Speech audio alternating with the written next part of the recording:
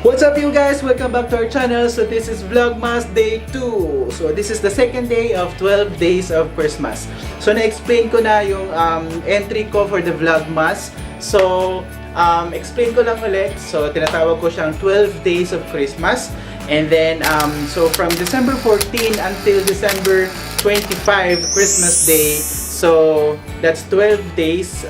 Daily mag-upload ako ng video na something related to travel, any tips or any random vlogs na something somewhat related to Christmas. So without further ado, umpisahan na natin itong Vlogmas Day 2.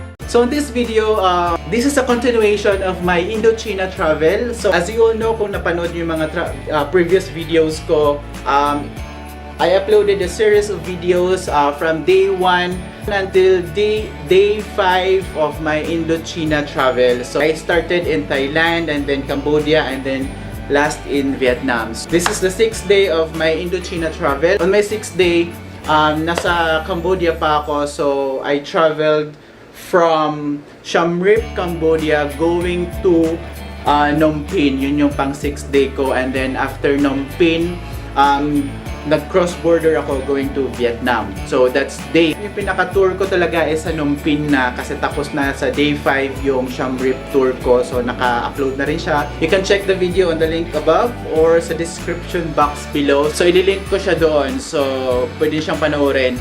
And I created as well a playlist of my Indochina para mabilis nyo na siyang mahanap at pag na-play nyo yung from preparation until the last uploads para mabilis nyo na siyang makita. And then, as discussed a while ago, yung tour ko nito, yung day 6 ko sa Indochina is which is the capital city of Cambodia. Mga pinuntahan ko doon is tatlong major tourist attractions yung pinuntahan ko. Napunta ako sa Killing Site as well as doon sa Grand Palace. And then may isa pang temple, nakalimutan ko lang yung name. Ipapakita ko sa video na to. And then after that, at around 2 PM nung day 6, nag-travel naman ako from Phnom Penh going to Vietnam naman siya. And then nag-cross border ako doon. And then dumating ako ng Vietnam ng around 9 PM. Without further ado, this is the videos and photos of my Phnom Penh tour. Stay with me if you want it. Stay with me if you want it. Stay with me if you want it.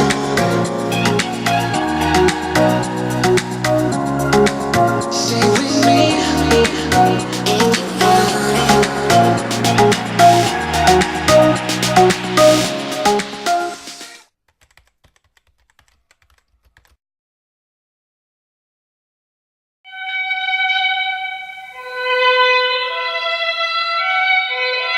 This is the real start of our journey. But for those who were brought here in trucks, it was the end. Most came from the torture prison called Tuol Sleng in Phnom Penh. There, they had been accused of crimes against the state. They came here at night, starved.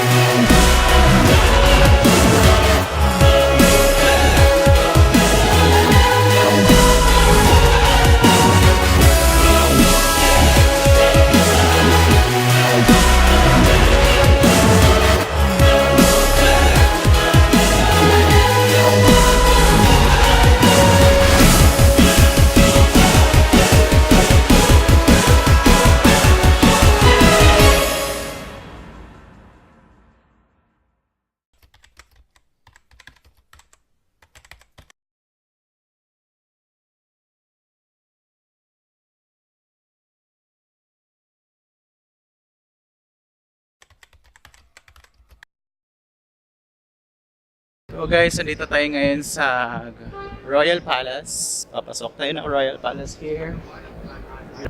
Guys, we're inside the Royal Palace. Entrance fee is $10 and if you want a guide, that's another $10. So, nag-explore lang ako sarili ko. Mahal eh. So, yun. That is, I think, the main palace.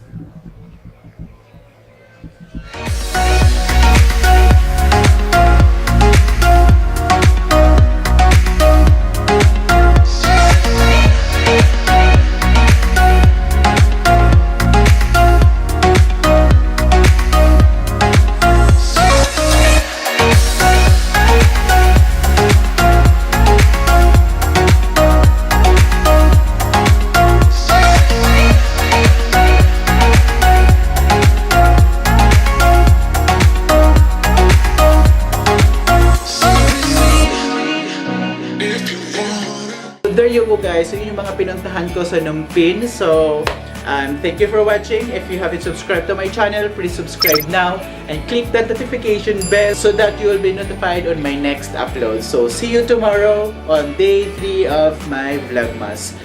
Bye for now! Bye! Ito lang!